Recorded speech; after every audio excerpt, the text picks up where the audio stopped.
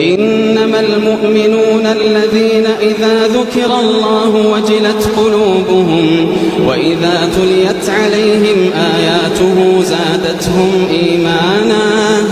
إنما المؤمنون الذين إذا ذكر الله وجلت قلوبهم إنما المؤمنون الذين إذا ذكر الله وجلت قلوبهم وإذا تليت عليهم